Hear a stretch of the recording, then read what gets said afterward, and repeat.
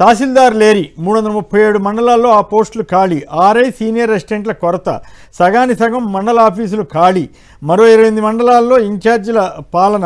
పరిమితికి మించి డీసీలుగా పదోన్నతులు అంటూ కథనాన్ని ఇచ్చారు. అయితే సీఎంకి మాత్రం ఫీల్ గుడ్ నివేదికలు ఇస్తున్నారట. సో ఈ ప్రభుత్వం ఎలా పనిచేస్తుందంటానికి ఇది ఒక ఉదాహరణ. అయితే ఇంకో ఇంట్రెస్టింగ్ సమాచారం అంటే రైట్ టు ఇన్ఫర్మేషన్ కింద ఒక ఆయన ఎవరో సమ్ కేస్ అలీషా అన్న ఆయన ఒక సమాచారం అడిగారు. దాని ప్రకారం రాష్ట్రంలో వివిధ జిల్లాల్లో ఉన్న బెల్ట్ షాప్ లిస్ట్ కావాలని అడిగితే మరి అధికారి ఎవరు ఇంట్రెస్టింగ్గా ఇచ్చారు. డిపిఎల్ క్రైమ్ ఫ్రమ్ 110/24 to 26 వరకు, 15/3 మార్చి వరకు, మార్చి ఈ నెల 15 వరకు ఈ లిస్ట్ ఇస్తే దాంట్లో ప్రతి జిల్లాలోనూ ఎన్ఎస్ బెల్ట్ షాపులు ఉన్నాయి. మొత్తం మీద 19,000కు పైగా నడుస్తున్నట్లుగా చెప్పారు. నిజానికి 1,00,000 నడుస్తున్నట్లుగా చెబుతున్నారు. సో ఈ ప్రభుత్వ తీరుని ఇవన్నీ రిప్రజెంట్ చేస్తున్నాయి ఆ శేఖర్ గారు. సార్, ముందుగా మీరు 333 మండలాల్లో తహసీల్దారులు లేరు అని చెప్పేసి ఆంధ్రజ్యోతిలో కథనం వచ్చిందని చెప్పారు సార్. ఉంది మరి, ఎక్కడ జాబ్ క్యాలెండర్లు ఇచ్చేసారు కదా సార్, ఖాళీలు ఎందుకు ఉంటాయి? ఇంకా రాష్ట్రంలో వీళ్ళు వచ్చిన తర్వాత జాబ్ క్యాలెండర్స్ లో అన్ని ఖాళీలు మొత్తం భర్తీ చేస్తారు కదా, ఇంకెందుకు ఖాళీలు ఉంటాయి సార్? మొన్న జాబ్ క్యాలెండర్ వచ్చిన రోజు సార్ వాళ్ళు చేసినటువంటి ప్రహసనం మనం చూసాం సార్. ఇంకా జాబ్ క్యాలెండర్లు ఇచ్చేసాం, యువతకి ఏమి ఇంకా నిరుద్యోగం అనేది ఉండకుండా చేస్తాం అన్నట్టుగా చెప్పారు సార్. తీరా చూస్తే ఆంధ్రప్రదేశ్ అనేది దేశంలోనే నిరుద్యోగంలో టాప్ లో ఉంది సార్.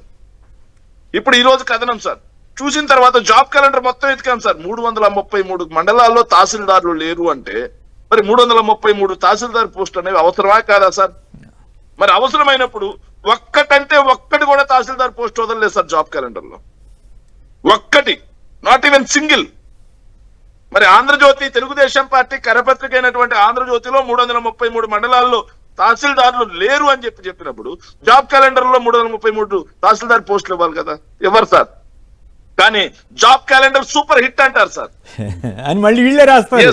వీళ్ళు ఏదైనా బెదిరించాలనుకున్నప్పుడు ఇటు రాస్తారు అనుకుంటా. మళ్ళీ తర్వాత వాళ్ళు అంత అద్భుతంగా ఉందని మళ్ళీ వాళ్ళే రాస్తారు సార్. 20,000 పోలీస్ జాబులు ఖాళీ ఉన్నాయని హోంమంత్రి అనిత గారు అసెంబ్లీ సాక్షిగా చెప్తారు సార్. కానీ కేవలం 3,052 పోస్టులు మాత్రమే ఇచ్చి సూపర్ హిట్ అంటారు సార్. ఇది సార్ వీళ్ళు చేసేది, ఏమి ఉండదు సార్. కేవలం సూపర్ హిట్లని యాడ్లు ఇచ్చుకోవడం కోసం మాత్రమే ఈ ప్రభుత్వం నడుస్తుంది సార్. ఇక రైట్ టు ఇన్ఫర్మేషన్ యాక్ట్ కింద సార్ నిన్న 16/3/2026న ఎక్సైజ్ శాఖకు చెందినటువంటి director of enforcement and prohibition excise కి చెందినటువంటి రాహుల్ దేవ్ శర్మ ఐపీఎస్ అనే అతను ఎవరు అడిగిన క్వశ్చన్ కంటే అలీషా అనే అతను అడిగిన క్వశ్చన్ కి రాష్ట్రంలో మొత్తం బెల్ట్ షాపులు ఎన్ని ఉన్నాయి సార్ అని చెప్పి ఆర్టీఐ చేస్తే నిన్న 16వ తారీఖున వచ్చింది సార్. మొన్న మార్చి 16వ తారీఖున మొత్తంగా సార్ శ్రీకాకుళం దగ్గర నుంచి తిరుపతి దగ్గర వరకు 19,000 అంటే అవి పట్టుకున్నట్లా లేకపోతే 19,914 బెల్ట్ షాపులు. అవును, ఏది సార్ ఎక్సైజ్ శాఖ ఇచ్చింది సార్ ఇది నివేదిక. అవునవును, లిస్ట్ ఆఫ్ బెల్ట్ షాప్స్ అన్నారు. అంటే క్రైమ్ ఆధారంగా క్రిమినల్ రికార్డ్స్ ఉంటాయి కదా, వాటి ఆధారంగా ఉన్నాయని తెలుసు. క్రైమ్ ఆధారంగా 19,914 బెల్ట్ షాపులు అంట సార్. చంద్రబాబు నాయుడు గారు ఎన్ని బెల్ట్ షాపుల మీద బెల్ట్ తీశాడు నేను అడుగుతున్నాను సార్. చంద్రబాబు నాయుడు గారు పొద్దున్న లేస్తే బెల్ట్ షాపులు పెడితే బెల్ట్ తీస్తా, తోలు తీస్తా అంటారు కదా సార్. మరి క్రైమ్ ఆధారంగా 19,914 బెల్ట్ షాపులు ఓన్లీ గవర్నమెంట్ ఇచ్చింది సార్. ఇది గవర్నమెంట్ ఇవ్వకుండా అనధికారికంగా బడి వైన్స్, గుడి వైన్స్ పక్కన ఎన్ని బెల్ట్ షాపులు ఉన్నాయి సార్? మొన్న తిరుమల వెళ్ళి వచ్చాను సార్ నేను. బెంగళూరు నుంచి తిరుమల వెళ్ళి చంద్రగిరి నుంచి పోతా ఉంటే రైట్ సైడ్ బడి వైన్స్ అని ఉంది సార్. బడి వైన్స్ అని పెడుతున్నారు. పేరే అట్లా పెట్టారా? పేరే బడి వైన్స్ సార్. ఎట్లా పెడతారు వాళ్ళు? ఎక్సైజ్ వాళ్ళు ఎట్లా అంగీకరిస్తారు? ఎట్లా ఇచ్చారో తెలియదు సార్. నేను తిరుమల నుంచి బెంగళూరు వెళ్తూ చంద్రగిరిలో రైట్ సైడ్ చూశాను సార్, బడి వైన్స్ అండి సార్. ఏం సమాచారం ఇస్తున్నారు? గుడి దగ్గర, బడి దగ్గర ఎక్కడ పెడితే అక్కడ విచ్చలవిడిగా మద్యం ఏరులై పారుతుంది. ఆఖరికి తిరువూరు టీడీపీ ఎమ్మెల్యే కొలికిపూడి కూడా నిన్న మాట్లాడారు సార్. అవును, మా నియోజకవర్గంలో 50 రూపాయలు ఎక్సెస్ ఎంఆర్పీ కంటే ఎక్కువ వేసి బెల్ట్ షాపుల్లో విచ్చలవిడిగా మద్యం అమ్ముతున్నా సరే ఎక్సైజ్ శాఖ పట్టించుకోదు, పోలీస్ శాఖ పట్టించుకోదు, రెవెన్యూ శాఖ పట్టించుకోదు. అంటే ఒక ఎమ్మెల్యే నెత్తి నోరు మొత్తుకుంటున్నా సరే ఈ తెలుగుదేశం పార్టీ పచ్చ లిక్కర్ మాఫియా ఆగడాలు ఎక్కడ ఆగట్లేదు సార్. సో చంద్రబాబు నాయుడు గారు కేవలం బెల్ట్ తీస్తా, తోలు తీస్తా, 5 లక్షల serious జరిమానా warning. వేస్తాం, 5 లక్షల జరిమానా అని కూడా చెప్పారు. ఎవరికి ఒకరికి కూడా వేసినట్లేదు. Right. సార్ 5 లక్షలు జరిమానా అన్నారు సార్. 15 లక్షల రూపాయలకి వేలం పాట పాడారు సార్ బెల్ట్ షాప్. అవును. శ్రీకాకుళం జిల్లాలో మొన్న చూసాం సార్. సార్ దుర్మార్గం ఏంటంటే ఈ 19,000 అని చెప్తున్నారు సార్. 1 పాయింట్ లో ముగిస్తా సార్. మన పెనుగ్రంచ్ బోల్లో తిరుపతమ్మ తిరణాలు జరుగుతాయి సార్. అక్కడే స్వామివారు ఉంటారు సార్. ఎవరంటే శివరాత్రి రోజు అక్కడ కూడా తిరణాలు జరుగుతుంది సార్. సో ఎంత దుర్మార్గం అంటే మనం బట్టలు బొమ్మలు ఆలగట్టి షాపులు పెడతాం చూడండి సార్ తిరణాలు జరిగేటప్పుడు, అలా క్వార్టర్ సీసాలు అడ్డు పెట్టి బెల్ట్ షాపులు నడిపించారు సార్. త్రికోటేశ్వర స్వామి సార్, కోటప్పకొండ, అక్కడ కూడా పోలీసులే బెల్ట్ షాపులు నడిపించారు సార్. కాదు టెంపుల్స్ లో నడిపించడం ఒక ఎత్తు అయితే, రగులుతున్న టీడీపీ నేతల కామకేడి అంటే ఒక వార్త వచ్చింది కదా నిన్నంతా, ఆ వీడియో తిరిగింది. మరి ఆ టీటీడీ ఏమంటారు ఆ ఆలయాల చైర్మన్లే అట్లా చేస్తూ ఉంటే ఇక మరి అక్కడ అట్లాంటివన్నీ రాకుండా ఎట్లా ఉంటాయి? తప్పేంటి సార్? తప్పేంటి అని అడుగుతున్నాను సార్. అది ఆర్టిస్టులను కూడా మీరు వేధిస్తారా? తెలుగుదేశం పార్టీకి కూటమికి అది ఆర్ట్ గా మారిపోయింది సార్. సార్ మేము అడుగుతున్నాం సార్, 7 గుర్రాలపల్లిలో బాలిక మీద అత్యాచారం చేసి 9వ తరగతి బాలిక మీద ఆ అమ్మాయిని గర్భవతి చేసిన వాళ్ళని ఏమన్నా పట్టించుకున్నారా? ఎందుకంటే అదొక ఆర్ట్. అరవ శ్రీధర్ ఆగడాల గురించి ఎవరైనా పట్టించుకున్నారా? అదొక ఆర్ట్. గుంటూరు ఎమ్మెల్యే ఆగడాల గురించి ఎవరైనా పట్టించుకున్నారా? అదొక ఆర్ట్. ఆఖరికి కూన రవికుమార్ గారు ఒక మహిళా ప్రిన్సిపల్ మీద అరాచకం చేసి ఎవరైనా పట్టించుకున్నారా? ఎందుకంటే వాళ్ళ పార్టీకి అదొక ఆర్ట్. అదే విధంగా ఇప్పుడు కూడా సార్ దుర్మార్గం, టీటీడీ బోర్డు చైర్మన్ సార్ 140 కోట్ల మంది హిందువులు అత్యంత భక్తి విశ్వాసాలతో చూసేటువంటి Venkateswara Swamy trust board chairman గా BR Naidu alias bedroom Naidu, BR Naidu alias బొంకు రంకు నాయుడు. అట్లాంటి మాట్లాడు దయచేసి. అట్లాంటి సారీ, ఐ డోంట్ యాక్సెప్ట్. మామూలుగా చెప్పండి, మీరు అటువంటి బయట ఎక్కడైనా మాట్లాడుకోండి. నో తప్పు. You must with right sir.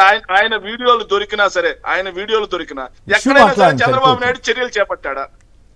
చర్యలు తీసుకున్నారా? చివరికి సార్ నిన్న ఎంత దుర్మార్గం అంటే మా నెల్లూరు జిల్లా సార్, శ్రీ పొట్టి శ్రీరాములు నెల్లూరు జిల్లా చెల్లకూరు మండలంలోని తుమ్మినపట్నం పురాతన కోదండ రామస్వామి ఆలయం చైర్మన్ సార్, శ్రీరామనవమి రోజున కోదండ రామస్వామి యొక్క ఆలయానికి చైర్మన్ గా ఉన్న అతని రాశిలీలలు బయటకు వచ్చేసారు.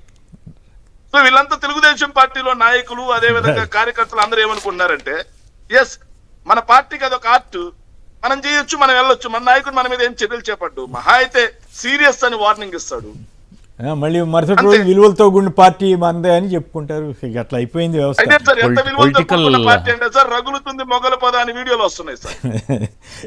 అంత విలువలతో కాదుగా. ఇప్పుడు ఆ డ్రగ్స్ ఎంపీ గారినే సేవ్ చేసేసారు కదా. అసలు ఎక్కడ ఇక్కడ కాంగ్రెస్ తెలుగుదేశాలు 2 గవర్నమెంట్లు కలిసిపోయినట్లున్నాయి. పుట్ట మహేష్ అంటే ఒకటి సార్, పొలిటికల్ ఎథిక్స్ అనేవి ఒక సంకేతం ఇచ్చేలాగా ఉండాలి. ఎందుకంటే రాష్ట్రంలో క్రైమ్ అగెనెస్ట్ ఉమెన్ పెరుగుతుంది అనే ఆరోపణలు వస్తున్నప్పుడు వాటిని నియంత్రించాలంటే ఒక క్లైమేట్, అట్లాంటి సానుకూలమైన క్లైమేట్ ఉండాలి. ఎవరైనా నాయకత్వ స్థానాల్లో ఉన్న వాళ్ళు ఇమ్మోరల్గా బిహేవ్ చేస్తే, మన దగ్గర లేదు కానీ వెస్ట్రన్ సొసైటీలో మీకు తెలుసు కదా సార్, అమెరికాలో వాడు ఎంత పాపులర్ ప్రెసిడెంట్ అవని, కానీ పర్సనల్ లైఫ్లో ఎథిక్స్కి భిన్నంగా ఉన్నాడు, మోరల్స్ లేవు అని అంటే ఇట్లా అడుక్కు తీసుకొచ్చి నేల మీద కూర్చోబెడతారు.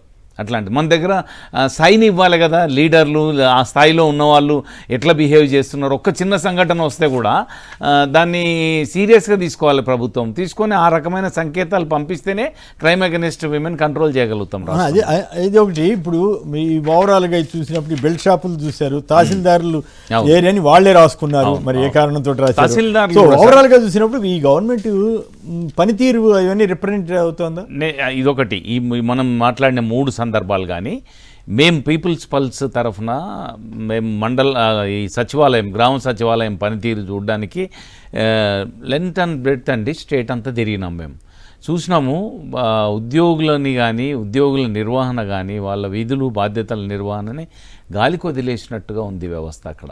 ఎవరు పట్టించుకోవట్లేదు పెద్దగా. కాదుగా వాళ్ళని వేధిస్తున్నట్లుగా వార్తలు వస్తున్నాయి వాళ్ళ మీద. అంటే సర్వేలకి వాటికి నేను అనేది చెప్తున్నట్లు. Functioning as per the norms blue book ప్రకారం ఏదైతే విధులు నిర్వర్తించాలనో వాళ్ళు ఆ విధుల ప్రకారం ఇప్పుడు రేషనలైజేషన్ కూడా చేయాలి ఉద్యోగుల్ని. ఎక్కువ ఉన్న చోట ఎక్కువ ఉన్నారు, లేని చోట లేరు. ఇప్పుడు తహసీల్దారులు అంటే కీలకమైన వాళ్ళు కటింగ్ ఎడ్జ్ లెవెల్ ఫంక్షనింగ్లో కీలకమైన తహసీల్దారులు కానీ వాళ్ళ దగ్గర రెవెన్యూ ఇన్స్పెక్టర్లు కానీ ఆ ఖాళీల గురించి రాసినారు, వాళ్ళు రిపోర్ట్ చేసినారు.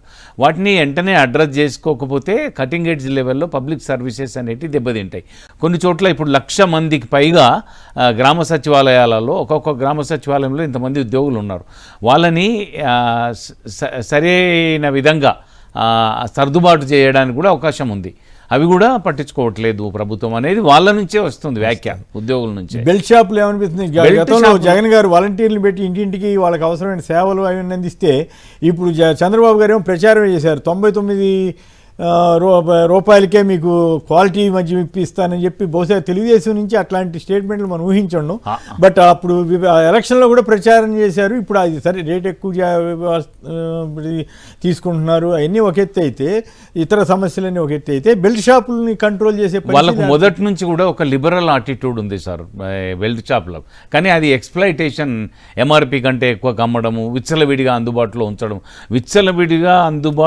ఉంచడం అనేదే ఆ మద్యం వల్ల హుషారంటే. ఇంకో వార్త ఇదే దీనికి సంబంధించి విజయవాడ రూరల్లో తెల్లవారుజామునే తెరుచుకుంటున్న బార్లు వైన్ షాపులు, టీ దుకాణాల కంటే ముందుగానే మద్యం షాపులు రెడీ అని చెప్పి ఒక వార్త. తెలుగుదేశం అధికారంలో ఉన్నప్పుడే మద్య నిషేధం అమలు కాకపోవడానికి కారణం ఏంటంటే సొసైటీ వైపు నుంచి ఒక సోషల్ కట్టడి కూడా లేకపోవడం వల్ల విచ్చలవిడిగా నైబరింగ్ రాష్ట్రాల నుంచి మద్యం వచ్చింది కనుక నిషేధం అమలు కాలేదు అని అన్నాం.